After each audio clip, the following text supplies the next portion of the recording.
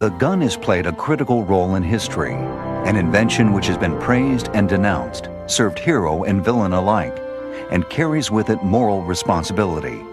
To understand the gun is to better understand history. We're going to discuss the M1943 or the 7.62x39. Here's a original 1995 produced Yugoslavian M67. Beautiful military surplus cartridge. And here's my clout on the table. Original 1980s Polish AKMS underfolder built on a Nodex spud receiver from Century Arms about 15 plus years ago. It has been rebuilt with a chromine barrel and unmonkeyed from the monkeys over at Century Arms. And then this is a very nice all-matching 1974 Romanian MD65 parts kit on a old-school Morrissey receiver. And it is set up with some very cool East German furniture and a Romanian side folding stock. Anyway, so what we're going to do is talk about M1943. But I'm not going to just spitball this or just rehash what has already been spoken about. We're going to talk about it from this prospect of 1950s America and what Guns Magazine in September of 1956 thought of 7.62x39.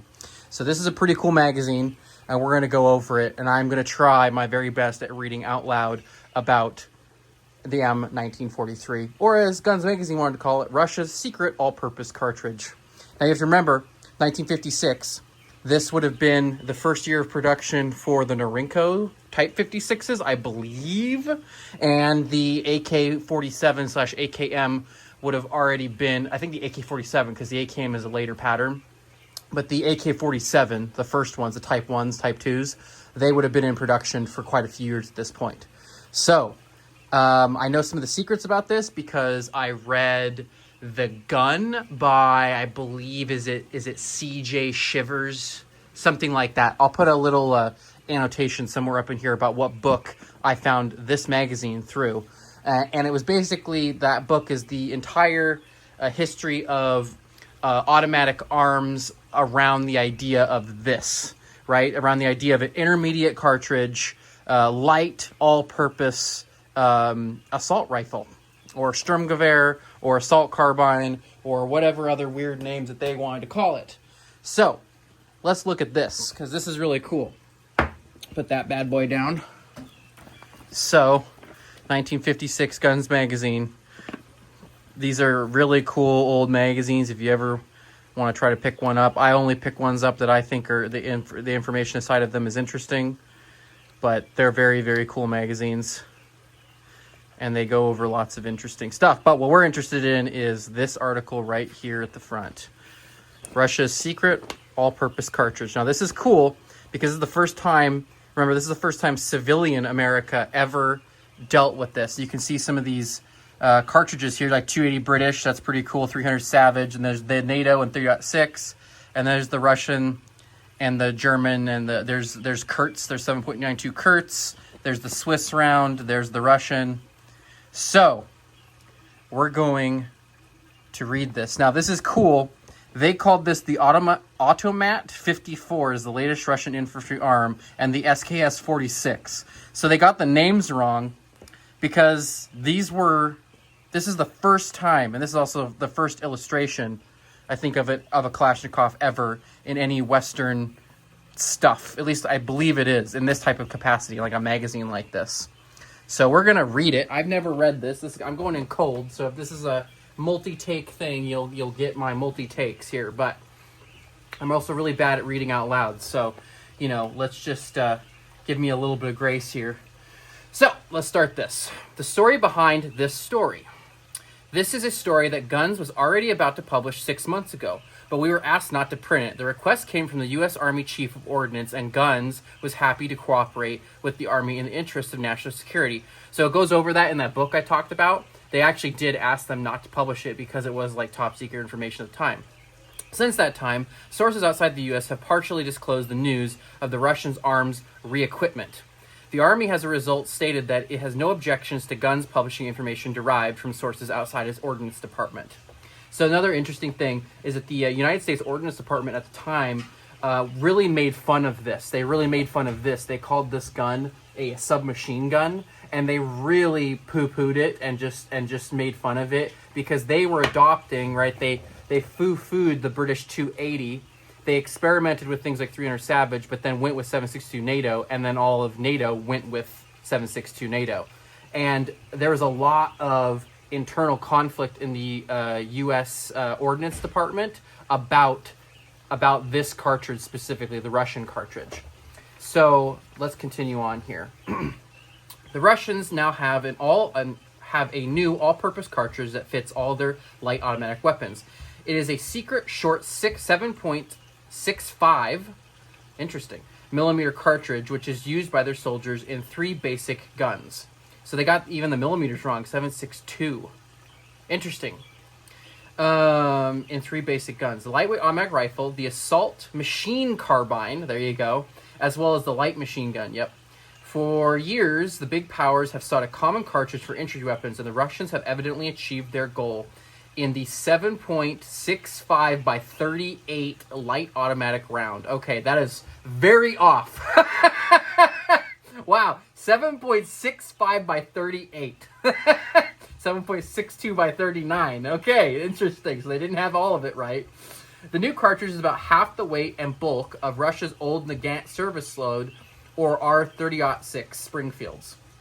For that matter, it packs neatly and with a slight body taper is ideal for automatic guns. The case rear is slightly smaller than a Springfield case diameter of .470, measuring .442 diameter or 11.2 millimeter. A case clip using these cartridges will be narrower and lighter than one for the fatter base cartridges used by most nations today. Russia's new cartridge is a bold step towards uniform ordnance supply. Mix-up in ammunition has long been long headaches to field officers and sometimes lost battles. Oh, yeah, officers and lost battles. Because one kind of ammo is issued for another caliber gun. The military aspects of the new Russian cartridge are highly important, but its a possible sporting application is equally so. Yeah, it makes sense for Guns Magazine to think that. For one of the short-action Sacco rifles has been proven an ideal load. Many wildcatters are bound to pick up the field of intermediate cartridges. Wildcatters. I wonder what that means. Oh, maybe the Wildcat cartridge? I'm trying to remember if there was a cartridge called that. See, pick up the field of intermediate cartridges, like the new Russian all-purpose load for their experiments. Rumors of the new Russian ammo and weapons have circulated for a long while from behind the Iron Curtain. One intelligence agent received 5 different depictions of the new rifles from 5 Russians who had deserted to the west. Then, at last, an army observed several of the arms, an SKS-46 rifle and an Automat 1954 machine carbine, and one of the new automatic pistols. While American tourists were busily swapping photos of the National Guards, Natty Guards, so National Guards, with SKS-46 rifles standing before the tomb of Lenin and Stalin in Moscow, and the Automat 54 guns were issued to Soviet embassy guards in Berlin.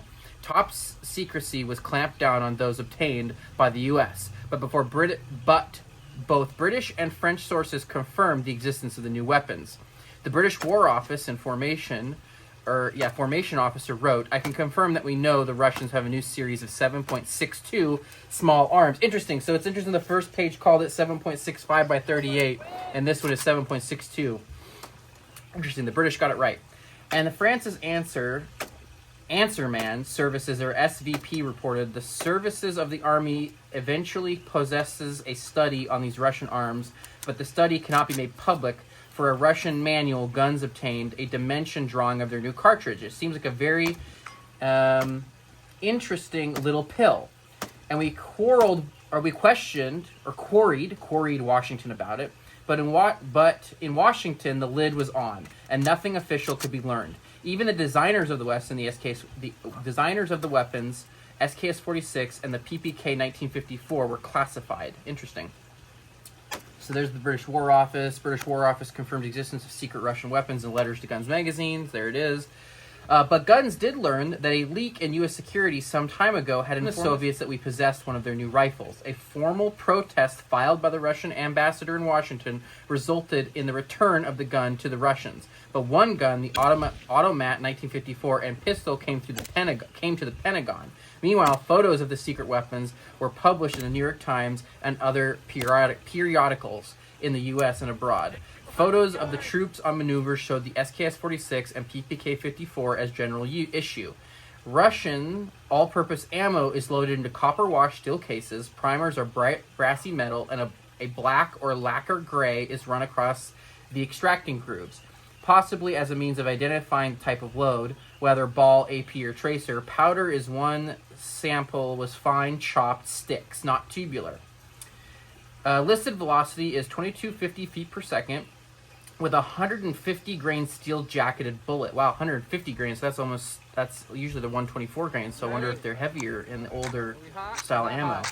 Case length is a shade over 38 millimeters, or about 1.5 inches, at a total length of more than 2 inches. This is shorter than the new 7.62 NATO round, which was modified by the U.S. Ordnance Department from the 300 Savage and adopted as short while ago by England, Canada, U.S., France as uniform caliber. The 300 Savage, the .30 Savage, of course, has been used since the 1910s by American shooters, but oddly enough, the new so there he goes back to the 7.5 Russian instead of 7.62 with the British setup here. It's interesting. What has some history too. The dimensions of the Russian all-purpose load corresponded with the normal manufacturing tolerances, with a hereunto unidentified cartridge known to collectors as the 7.65 by 38 Swiss machine pistol type. Oh, interesting. Weird. Okay, so he's like conflating the Swiss round with the Russian round, maybe? If I'm reading that correctly. I'm sure people will tell me. Jack Burkill of Portland, Oregon has sold hundreds of these Swiss cartridges to collectors. Interesting. Imatically head-stamped 7.65 with no maker's mark, they were turned out in the German-controlled Swiss Solhern factory for an unidentified machine pistol. The intended to be used by one side or the other in the Spanish Civil War. The Swiss government officially denies any acknowledgments of these cartridges, although the new Swiss machine carbine is also a 38 millimeter case length. However, their base diameter and bullets are like the regular longer Swiss 7.5 millimeter round, but these pre-war Solhern Swiss cases are close enough to the Russians to be a twin. In addition to the Russian rifle and machine carbine, the company, the belt-fed modified, I can't even pronounce that because it's a Swiss word, Dragajograva, light machine gun is also said to use the short case, although the old 7.62 Magant rimmed is also the most common Soviet machine gun round. The existence of the new Russian weapons for Russia's army has been known officially for several years. The rifle designated the SKS-46 resembles a little Tokarev, according to the British report circulating in the U.S. during 1954. The basic similarities of the weapons in the old Tokarev suggest that the actual M1940 rifles of the Tokarev pattern may have been rebuilt with new barrel stocks to handle the shorter 7.60 by 38 millimeter case. So that's interesting that they're just calling it 7.65 by 38 instead of 7.60 by 39 over and over again, probably assuming that the Swiss round is the exact same as the Russian round. Or it's just a massive amount of mistypes and nobody caught that in this article. I don't know. But we're gonna continue here. Certainly the issue of these small arms under a 1946 designation indicates that Russia was quick on the trigger in issuing light rifles to her forces. The British report also mentioned briefly the new Automat 1954, a machine carbine similar in general styling to the German short cartridge weapon, but somewhat improved. A new pistol, which has been rumored to resemble the Browning High Power, was also mentioned. Interesting. Exact information on the new pistol is classified secret by Arleden Proving Grounds, or Aberdeen Proving Grounds, sorry. But the Walther factory in Germany reports the Russian pistol is a big-size PP Walther in the double action, firing a special Russian cartridge developed 9mm cartridge. I'm guessing that that's a Makarov, a 9x18 Makarov. That's hysterical. Cartridge, which is somewhere between 9mm Browning long and 380. That is a Makarov. Okay, that's hysterical. Yeah, it's a... I mean, people do call the Makarov the Russian PPK ripoff, so that's hysterical. He's talking about 9x18 Makarov and the Makarov handgun. Apparently is a straight blowback in operation. Yep, because I have one sitting in my basement. The SK-46 is basically the tipping bolt Tokarev. Is he talking about the SVT-40? Is that that's a Tokarev design, right? Yeah, he must be thinking that the SKS was a scaled down or re-engineered SVT-40. Interesting.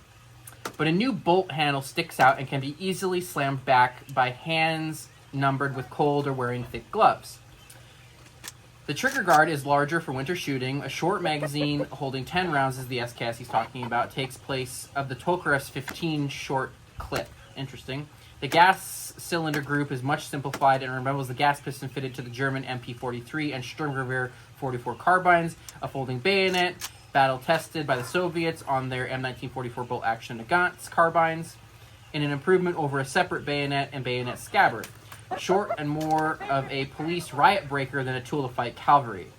The new Russian bayonet is ample for the job it has to do, which may include suppression of riots in satellite countries, which they did. A heavy caliber burp gun in Muscovoy's latest infantry arm designed the PPK 1940 or 1954 automat, Russian for automatic. It resembles the German design used for the Russian. Oh, he must be talking about the what is he talking about? The PPK 1954 or automat. He must be talking about the RP. No, not RPK. The big one. I'm forgetting the name of it, but it's basically the big 7.62x54R, like light automatic, like squad infantry weapon. I am completely farting that out in my head of what that thing's actually called. I'm gonna remember it. Russian for automatic resembles German design, used on the Russian front during the last sieges of the war. These weapons appear to be issued mainly to elite guards at the time and to squad or unit leaders with their long curved 30-shot box magazines. Okay, no, the PPK 1954 or automat.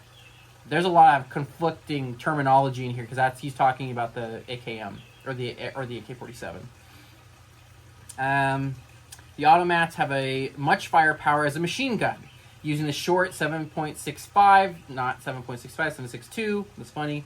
They are virtually as effective as a rifle at longer ranges despite their short 14-inch barrels. Okay, he got that wrong a little bit. Internally, the automats are based on the turning bolt Walther MKB-42 burp guns, which were developed but never issued in Germany. However, the old sleeve piston of the Walther has been replaced by a more conventional nozzle and cup from an older... Continued on page 70. 70? Oh, yeah, okay. Right here. Continued from page 19. Okay. Tokarevs and the World War II German burp guns, a full and semi-auto firing switch is mounted at the rear of the right ejection port, unlike the Walther MKB-42, and the PPK 1954 bolt handle is long, slightly curved, hook on the right side of the bolt operating slide. Finishing on one automat was extremely good. It was well polished and had nicely grained wood in a straight stock and the wooden forend. By the forend of the wood and the shoebox design of the receiver gave a clue of manufacturing conditions inside Russia.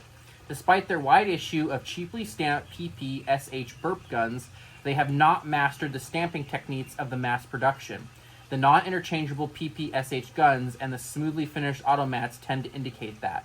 The Russians seem to lack the know-how to duplicate the stamped metal Walthers. Constitutionally, I can't say that word. The PPK 1954 is built with square sections and slab sides instead of the thin pressed metal stiffening ribs like the German design. So he's talking about the PPK 1954 has to be referring to the original Type 1 or Type 2 AKMs. Has to be. But the guns are no less efficient for all that. And a cleaning rod supplied with every gun beneath the barrel is a good idea, which other nations would do well to copy, and they learned that the hard way in Vietnam with the M16 in the early years. It is easier to wipe out a barrel than it is to replace the barrel because of rust and neglect. The Automat 54 is a remarkable weapon for general issue. The manual says the clip should be used as a monopod in firing. This has disadvantages to the shooter accustomed to the U.S. prone position. The clip length and high slant line dedicated by the sight stock make the rifle higher than a regular military rifle. The location of the clip monopod means that the shooter must rise up and expose himself to rapidly changing his aim at moving targets. Firing at 60 yards, such a weapon as the PPK-54 is interesting to operate, but a little difficult at first. The monopod tends to spread the shots horizontally. A 5-shot aim group measured 1.5 vertically, but nearly 4 inches sideways because of the pivoting effect of the single-point support. 10 shots were fired rapidly as the bolt closed. They were squeezed off and aimed as carefully as possible on the group in a rectangular pattern at 60 yards, about 4 inches across. Firing full auto, the gun handled very well. The straight stock and light cartridge produced little kick. The former Russian accent on the muzzle brake seems to have been corrected by using a new cartridge while the gun jumped around. By using a new cartridge while the gun jumped around. Counter recoil of the bolt and gas pistons parts purely resisted the gas piston parts, partly resisted the cumulative kick of full auto weapons. That's what it is. Contrast between the Russian full auto carbine and the FN experimental rifle tested by the U.S. for possible NATO adaptation was marked. A T-48 or FN rifle fired months ago was distinguishable for its abrupt, uncontrollable muzzle climb because it's a 308 full auto. When fired full auto without a muzzle brake, the slight cartridge machine carbines like the Automat 54 are easily controlled. No more military ammo was available for testing the automatic carbine, which guns used, so we decided to roll our own ammo. Wow. And to make a test single-shot rifle with an eye to accuracy. One of Winfield's remaining rolling block rifle was torn down, and the 7mm barrel sleeved to handle a cut-off piece of 4-groove Springfield rifle barrel. Overall length of the finished barrel was a shade over 18 inches. The 2.2 Swift brass is close to the Russian cartridge in a base dimension, except for the Swift has a semi-rim that works better in single-shot Remingtons. Gun's experimental laboratory machinist, Kingsley Carnop, turned a mock-up of the case from aluminum, and we poured a hard lead-zinc alloy die to swedge back the Swift shoulder, necking the brass to .30 point. Some ball M2 150 grain armor-piercing bullets were salvaged from 30-06 for pressure and penetration tests, as the shorty should do well as a hunting load. 100 Sierra Spitzer bullets and 100 Hornady round-nose soft points were used, both types weighing 150 grains. These were precision hunting bullets. Powders used were 2400 and 4198, adapted to small capacity cases. The Swiss round was loaded with a steel-jacketed 154 grain bullet with a bulky ogive and lead core, charged with 22.5 grains of flat flake powder. By contrast, the reformed Swift case filled to maximum, leaving room for the bullet. Held over 23 grains of 4198. A low charge was used to fire for the first trimmed case, and then 20 grains of 41 were poured in. Okay. By the time the evening had dragged on until it was past 11 p.m., we had to fire the first shot after all of this preparation. The racket echoed all over the hills and woke the neighbors' cats and dogs, but pressure, as evidenced by Federal's 120 primer, was still low. There was no sign of flattening, and the 20 grain charge, while a good load, was far from maximum. The next day, all the cases formed, and they chamber formed them. Oh, okay. The next day, all the cases were formed with a Lehman Tang sight mounted to give a slight radius of some 22 inches. We tested the Little Russian, at 100 yards for accuracy. The best load of all groupings within 2.5 inches in the 18-inch barrel were Sierra bullets and 22 grains of 4198.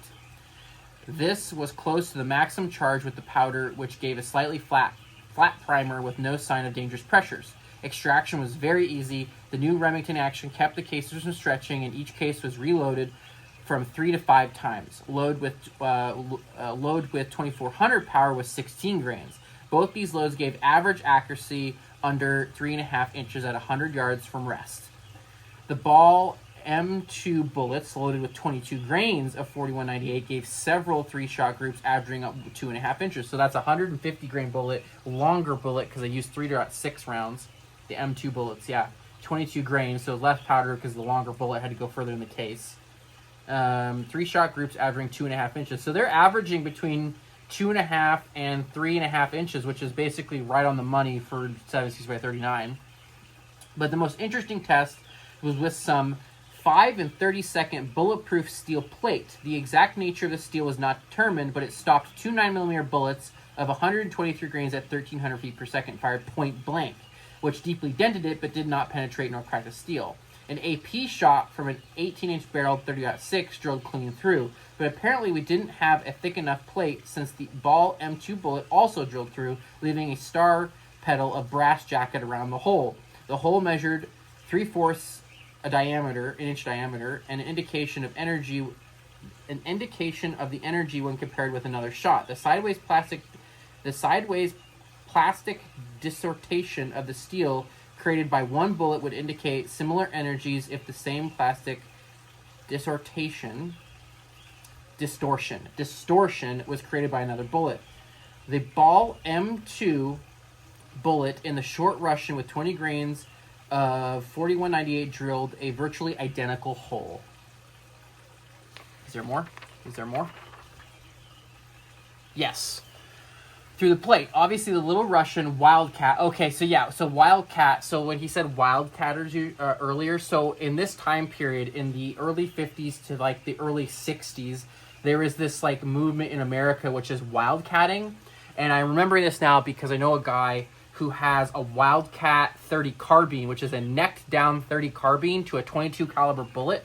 So it has a much higher velocity. So they basically wildcatted their own jury-rigged 7.62x39 out of .220 Swift ammo. This is an incredible amount of work for this. Oh my gosh. The plate. Obviously, the Little Russian Wildcat could do some powerful scratching. The AP bullets loaded into the Russian gave complete plate preformation with 17 grains of 4198. The AP slug ripped a small hole. Evidently, the core only had passed through, although no jacket brass could be found in front of the target. With 20 grains, a bigger rip was made in the steel. With 22 grains of powder, a tear about an inch across was punched through. Doloron nylon body armor is somewhat different in ballistic resistance, but the few tests on light plate indicated the Russian had good penetration for at least hunting purposes. The 150 grain Sierra and Hornady bullets behaved alike at the 100-yard range, and against armor punched a good-sized hole when driven at maximum velocities. These velocities are highly problematical. Is that really a word, problematical? Oh my gosh. But were estimated around 2,300 feet per second in the 18-inch barrel. Although the issue of automats has been apparently limited to square leaders and elite guard troops. Oh yeah, okay. To squad leaders and elite guard troops, it is no gun for parade drill, but for business, house fighting, clearing streets, and as an arm for waves of assault troops in field tactics as proven during the Korean War. It should be proved highly effective, but its real effectiveness is in its cartridge. To the shooters who grew up on 30-06, the bigger magnums, it is a runty thing indeed, but other nations don't feel so, and we are recognizing the whole field of intermediate loads, short cartridges of rifle types adapted to machine carbines. Is that all of it? Yes, that's all of it. So that's a really interesting, that's the first time I've read that. That is a very interesting article. It's a very interesting article. And so a little bit of history on this is basically this article came out and it kind of messed with the U.S. Ordnance Department of the time period because they had written this cartridge and the weapons that were designed for it, they written them off. They just considered them complete jokes. They thought they were machine pistols and that they were designed to be issued to mass troop rushes with no, like PPS 40. They basically equated these to PPS 43s and PPS 41s, SH 41s, and that they just did not consider them a fighting rifle, because this was the era of like battle rifles, the G3, the FAL, the M14, all of the big Swiss battle rifles of the time. So this was very, very different, and it kind of embarrassed the U.S. munitions department, or whatever he called it in here, because they just thought it was a joke. They just did not take it seriously. The ordnance department, they just did not take it seriously. They just didn't. So this is a very, very, very cool article, very cool magazine. Glad to have it in my collection. I'm glad I got to read it for you guys. And, again, give me some grace. I'm not very good at reading out loud. And this was a very long article. It took me 30 minutes to read that out loud. So thank you.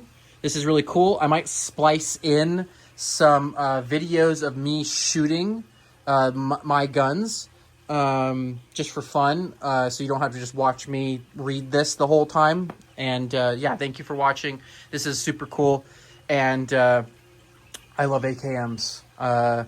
I love them. They're very fun, and this round is very cool, and I wish it was 10 cents a round again.